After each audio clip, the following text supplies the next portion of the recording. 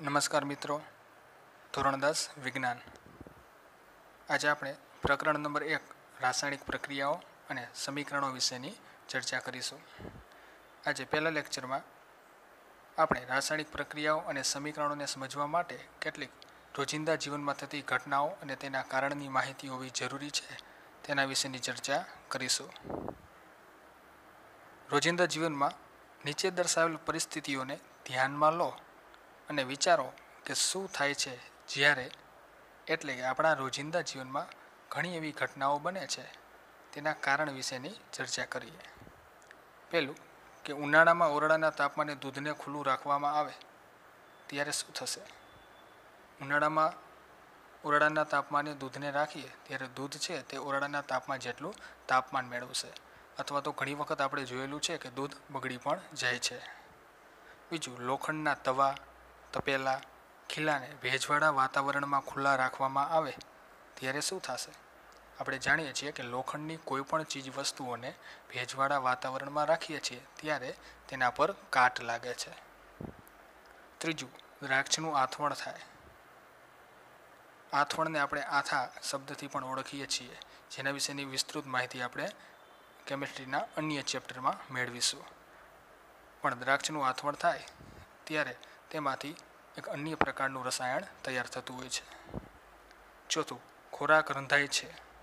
ખોરાક રંધાય છે ત્યારે ખોરાકનું સ્વરૂપ પણ બદલે છે અને તેમાંથી સુગંધ પણ આવતી હોય છે. પાંચમું, આપણા શરીરમાં ખોરાકનું પાચન થાય. આપણે લીધેલો ખોરાક જઠર ત્યારબાદ નાના આંતરડામાં સંપૂર્ણપણે પાચન થતો હોય છે તો ત્યારે ખોરાકનું સ્વરૂપ બદલતું હોય છે. છઠ્ઠું, આપણે શ્વાસ લઈએ છીએ ત્યારે આપણે શ્વાસમાં ઓક્સિજન વાયુ લઈએ ત્યારે તે ફેફસામાં રુધિર સાથે ભળે છે અને રુધિર એટલે કે આપણા લોહીમાં ઓગળે છે અને લોહી ઓક્સિજનને લઈ શરીરના જુદા જુદા કોષો સુધી પહોંચાડવાનું કાર્ય કરે છે. તો આ ઉપરયુક્ત તમામ પરિસ્થિતિઓમાં પ્રારંભિક પદાર્થની પ્રકૃતિ એટલે કે તેનો સ્વભાવ અને તેની ઓળખમાં કંઈક ને કંઈક પરિવર્તન આવે છે. એટલે કે શરૂઆતમાં જે પદાર્થ હતો તે અને ત્યારબાદ તેમાંથી બનતો નવો પદાર્થ, તેમાં કંઈક ને કંઈક ફેરફાર થાય છે. દ્રવ્યના ભૌતિક અને રાસાયણિક ફેરફારો વિશે આપણે અગાઉના ધોરણોમાં અભ્યાસ કરી ચૂક્યા છીએ. દ્રવ્યના ભૌતિક અને રાસાયણિક ફેરફારો. ભૌતિક ફેરફાર એટલે કોઈ પણ પદાર્થના કદમાં, વજનમાં, તેના આકારમાં ફેરફાર થવો. જ્યારે રાસાયણિક ફેરફારો એટલે ઉપર આપણે ચર્ચા કરી તેમાંથી ખોરાકનું પાચન થાય ત્યારે રાસાયણિક ફેરફાર થાય છે. શ્વાસમાં ઓક્સિજન વાયુ લે છે ત્યારે પણ રાસાયણિક ફેરફાર થતો હોય છે. લોખંડને કાટ લાગવો, દૂધનું બગડવું, આ બધા રાસાયણિક ફેરફારો કહી શકાય. તો જ્યારે રાસાયણિક ફેરફારો થાય છે ત્યારે આપણે કહી શકીએ છીએ કે કોઈ રાસાયણિક પ્રક્રિયા થઈ છે. તો આપણે રોજિંદા જીવનમાં થતા રાસાયણિક ફેરફારોને રાસાયણિક પ્રક્રિયા સ્વરૂપે ઓળખી શકીએ છીએ. દૂધમાંથી દહીં બનવું અથવા દૂધ બગડવું તે એક પ્રકારની રાસાયણિક પ્રક્રિયા તમે કહી શકો છો. ખોરાકનું પાચન થવું તેને પણ રાસાયણિક પ્રક્રિયા કહી શકો છો. તો તમને કદાચ આશ્ચર્ય થાય કે ખરેખર રાસાયણિક પ્રક્રિયાનો અર્થ શું છે? આપણે કેવી રીતે જાણી શકીએ કે રાસાયણિક પ્રક્રિયા થઈ છે? તો આ પ્રશ્નના ઉત્તર મેળવવા માટે ચાલો આપણે કેટલીક પ્રવૃત્તિઓ કરીએ. પ્રવૃત્તિ 1.1. આ પ્રવૃત્તિ માટે સ્કૂલ લેવલે જ્યારે કરતા હોય ત્યારે સાથે શિક્ષક હોવા જરૂરી છે. તેના માટે અમુક સેફટી રાખવી પણ જરૂરી છે, જેમ કે આંખ પર ગોગલ્સ પહેરવા જરૂરી હોય છે. પ્રવૃત્તિ માટે સૌપ્રથમ મેગ્નેશિયમની એક પટ્ટી લેવાની છે. અંદાજે 3 થી 4 સેન્ટીમીટર લાંબી મેગ્નેશિયમની પટ્ટી લઈને તેને શરૂઆતમાં કાચ પેપર વડે ઘસવાની હોય છે. કારણ કે મેગ્નેશિયમની પટ્ટી ઉપર મેગ્નેશિયમ ઓક્સાઇડ જામેલો હોય છે. તેને દૂર કરવા માટે આપણે તેને કાચ પેપર વડે ઘસીએ છીએ જેથી તે શુદ્ધ બને. આમ શુદ્ધ કરેલી 3 થી 4 સેન્ટીમીટર લાંબી મેગ્નેશિયમની પટ્ટી છે તેને આકૃતિમાં દર્શાવ્યા મુજબ ચીપિયા વડે પકડવાની અને બર્નર ઉપર ગરમ કરવાની છે. ત્યારબાદ આપણે અવલોકન કરવાનું છે કે શું થશે.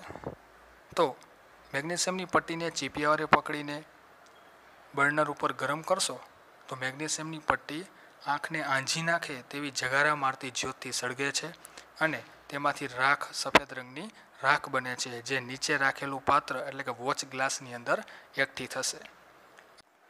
આમ મેગ્નેશિયમની પટ્ટીને બર્નર ઉપર હવાની હાજરીમાં જ્યારે સળગાવીએ ત્યારે તેમાંથી મેગ્નેશિયમ ઓક્સાઇડ નામનો પાવડર બને છે, જે સફેદ રંગનો હોય છે. આમ પ્રવૃત્તિ 1.1માં આપણે અવલોકન કર્યું કે મેગ્નેશિયમની પટ્ટી સફેદ રંગની જગારા મારતી જ્યોતથી સળગે છે અને તેમાંથી સફેદ રંગનો પાવડર એટલે કે રાખ બને છે, જેનું નામ છે મેગ્નેશિયમ ઓક્સાઇડ. તો આમ મેગ્નેશિયમ હવામાંના ઓક્સિજન સાથે પ્રક્રિયા કરે છે, તેથી તેમાંથી મેગ્નેશિયમ ઓક્સાઇડ નામનો પાવડર બને છે. આવી જ એક બીજી પ્રવૃત્તિ જોઈએ, પ્રવૃત્તિ 1.2. એક કસનળીમાં લેડ નાઇટ્રેટનું દ્રાવણ લો અને તેમાં પોટેશિયમ આયોડાઇડનું દ્રાવણ ઉમેરો. તમે શું અવલોકન કરો છો? તો લેડ નાઇટ્રેટ અને પોટેશિયમ આયોડાઇડ આ બંને સફેદ રંગના દ્રાવણો છે. આ બંને દ્રાવણોને એકબીજામાં ઉમેરવામાં આવે તો ત્યારે તેમાંથી એક પીળા રંગનું દ્રાવણ બને છે, જેનું નામ છે લેડ આયોડાઇડ. પ્રવૃત્તિ 1.3. એક કોનિકલ ફ્લાસ્ક અથવા કસનળીમાં થોડા ઝીંકના દાણા લો. તો ઝીંક ધાતુના થોડાક દાણા કસનળી અથવા તો કોનિકલ ફ્લાસ્ક જે નીચે આકૃતિમાં આપેલું છે તેમાં લઈ શકો. ત્યારબાદ તેમાં મંદ હાઇડ્રોક્લોરિક એસિડ અથવા તો મંદ સલ્ફ્યુરિક એસિડ ઉમેરો અને એસિડનો ઉપયોગ કરતા હોય ત્યારે કાળજી રાખવી જરૂરી છે. તો હવે ઝીંકના દાણાયુક્ત કોનિકલ ફ્લાસ્કમાં આપણે એસિડ ઉમેરીએ છીએ તો ત્યારે શું જોવા મળે છે તે અવલોકન કરીને કહેવાનું છે. પહેલો પ્રશ્ન છે કે તમને ઝીંકના દાણાની ફરતે શું કંઈ થઈ રહ્યું છે તેવું દેખાય છે?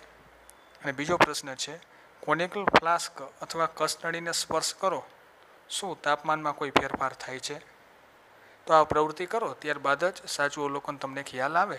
પરંતુ અહીં ઝીંક ધાતુમાં જ્યારે એસિડ ઉમેરીએ છીએ ત્યારે તેમાંથી એક વાયુ બને છે, તે વાયુનું નામ છે હાઇડ્રોજન વાયુ, જેનું સૂત્ર છે H2 અથવા તેને ડાયહાઇડ્રોજન વાયુ પણ કહી શકાય. આકૃતિમાં કોનિકલ ફ્લાસ્કની ઉપર એક બૂચ લગાવેલ છે અને તેમાં એક છિદ્ર છે, તેમાં કાચની નળી છે. આ કાચની નળી મારફતે ફ્લાસ્કમાંથી હાઇડ્રોજન વાયુ બહાર નીકળે છે.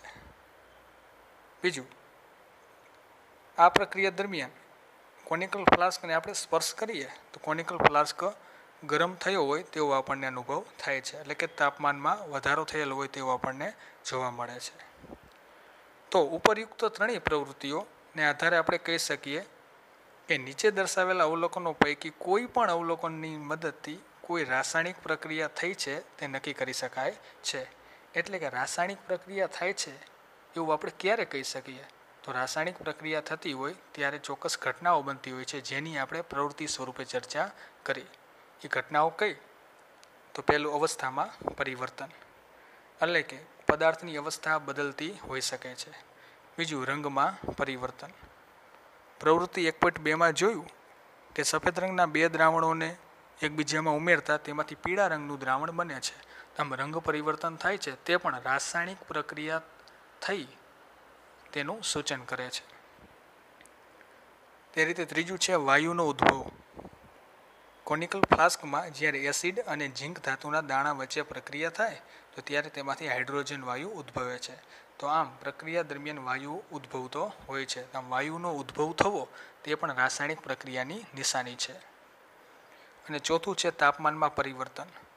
આ જ પ્રવૃત્તિમાં આપણે જોયું કે આ પ્રક્રિયા દરમિયાન કોનિકલ ફ્લાસ્કને સ્પર્શ કરવામાં આવે તો કોનિકલ ફ્લાસ્ક ગરમ થયો હોય તેવો આપણને અનુભવ થાય છે. એટલે કે તાપમાનમાં વધારો થતો હોય છે તો તે પણ રાસાયણિક પ્રક્રિયાનું સૂચન કરે છે.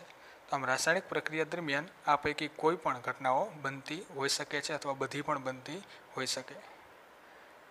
જો આપણે આપણી આસપાસ થતા ફેરફારોનું અવલોકન કરીએ તો આપણને પણ જાણવા મળશે કે આપણી આસપાસ અનેક જુદા જુદા પ્રકારની રાસાયણિક પ્રક્રિયાઓ થતી હોય છે. આ પ્રકરણમાં આપણે જુદા જુદા પ્રકારની રાસાયણિક પ્રક્રિયાઓ અને તેઓના સાંકેતિક નિરૂપણ વિશેનો અભ્યાસ કરીશું. તો સૌપ્રથમ રાસાયણિક પ્રક્રિયાનો ચોકસાઈથી અભ્યાસ કરવા માટે રાસાયણિક સમીકરણો સમજવા જરૂરી છે. તો રાસાયણિક સમીકરણ એટલે શું તેની ચર્ચા પહેલાં કરીએ. અગાઉ પ્રવૃત્તિ 1.1નું વર્ણન આ મુજબ થઈ શકે કે જ્યારે મેગ્નેશિયમની પટ્ટી હવામાં સળગે છે ત્યારે તે મેગ્નેશિયમ ઓક્સાઇડમાં રૂપાંતરિત થાય છે. આગળની પ્રવૃત્તિમાં આપણે જોઈ ગયા કે મેગ્નેશિયમની પટ્ટીને બર્નર ઉપર જ્યારે સળગાવીએ છીએ ત્યારે તેમાંથી સફેદ રંગની રાખ બને છે, જે મેગ્નેશિયમ ઓક્સાઇડ છે. તો આ પ્રવૃત્તિને આપણે કહેવું હોય તો આ રીતે જ કહી શકીએ કે મેગ્નેશિયમની પટ્ટી હવામાં સળગે છે ત્યારે તેમાંથી મેગ્નેશિયમ ઓક્સાઇડ બને છે. પરંતુ આવું બોલવું તે ખૂબ જ લાંબુ થઈ શકે. તો આ રાસાયણિક પ્રક્રિયાનું વાક્ય સ્વરૂપનું વર્ણન ઘણું લાંબુ થઈ જાય છે. તો શું તેને સંક્ષિપ્ત કે નાનું કરવાની કોઈ રીત નથી? છે. આમ કરવા માટેની સૌથી સરળ રીત અથવા આમ કરવાનો સૌથી સરળ માર્ગ છે શાબ્દિક સમીકરણ. તો કોઈ પણ રાસાયણિક પ્રક્રિયા થતી હોય છે તેનું વાક્ય સ્વરૂપનું વર્ણન કરવા કરતાં જો તેનું શાબ્દિક સ્વરૂપનું વર્ણન કરવામાં આવે તો ખૂબ જ સરળતા રહી શકે છે. દાખલા તરીકે આ જ પ્રક્રિયાનું આપણે શાબ્દિક સ્વરૂપે વર્ણન કરવું હોય તો આપણે કેવી રીતે કરી શકીએ તેની ચર્ચા કરીએ. તો શાબ્દિક સમીકરણ પ્રક્રિયકો અને નિપજોની વચ્ચે તીરની નિશાની દ્વારા પ્રક્રિયકોનું નિપજોમાં થતું રૂપાંતર દર્શાવે છે. એટલે કે કોઈપણ રાસાયણિક પ્રક્રિયા થતી હોય તેને શાબ્દિક સમીકરણ સ્વરૂપે રજૂ કરવી હોય તો તેમાં પ્રક્રિયકો અને નિપજોનો ખ્યાલ હોવો જરૂરી છે. આપણી પ્રવૃત્તિમાં મેગ્નેશિયમની પટ્ટીને હવાની હાજરીમાં સળગાવી છે. તેથી મેગ્નેશિયમ અને હવાની હાજરી એટલે કે ઓક્સિજન આ બંને પ્રક્રિયકો થશે. આમ મેગ્નેશિયમની પટ્ટી ઓક્સિજન વાયુ સાથે પ્રક્રિયા કરે છે. તેથી તેને પ્રક્રિયક કહી શકીએ. અને તેમાંથી બને છે મેગ્નેશિયમ ઓક્સાઇડ.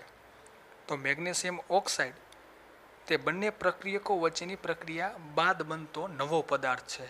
તો જે નવો પદાર્થ બને છે તેને આપણે નિપજ તરીકે ઓળખી છીએ. તો સૌપ્રથમ રાસાયણિક સમીકરણ લખવા માટે તમને પ્રક્રિયકો અને નિપજોનો ખ્યાલ હોવો જરૂરી છે. તો આમ મેગ્નેશિયમ અને ઓક્સિજન પ્રક્રિયકો થશે અને તેમાંથી બનતો પદાર્થ એટલે કે મેગ્નેશિયમ ઓક્સાઇડ નિપજ થશે. આ શાબ્દિક સમીકરણ લખવા માટે પ્રક્રિયકો અને નિપજ વચ્ચે તીર દર્શાવવામાં આવે છે. યાદ રાખો, તીરને હંમેશા એ રીતે દર્શાવવું જેથી કરીને તીરની ડાબી બાજુ પ્રક્રિયકો રહે અને તીરની જમણી બાજુ તેમાંથી બનતી નિપજ રહે. તેના સિવાય તીર છે તે તીરમાં એરાવાળો ભાગ છે એટલે કે તીરનો અગ્રભાગ તે હંમેશા નિપજ તરફ હોવો જરૂરી છે. આ રાસાયણિક સમીકરણ લખવાની સાચી રીત છે. તો આમ રાસાયણિક સમીકરણ લખતી વખતે પ્રક્રિયકો ડાબી તરફ અને નિપજ જમણી તરફ હોય છે. આમ પ્રવૃત્તિ 1.1 ને રાસાયણિક સમીકરણ સ્વરૂપે લખવી હોય તો આ રીતે થશે: magnesium plus oxygen it gives એટલે કે તેમાંથી બને છે મેગ્નેશિયમ ઓક્સાઇડ. આ ચેપ્ટરનો બીજો લેક્ચર અથવા નેક્સ્ટ પાર્ટ જોવા માટે ચેનલને સબસ્ક્રાઈબ કરજો. આભાર. નમસ્કાર.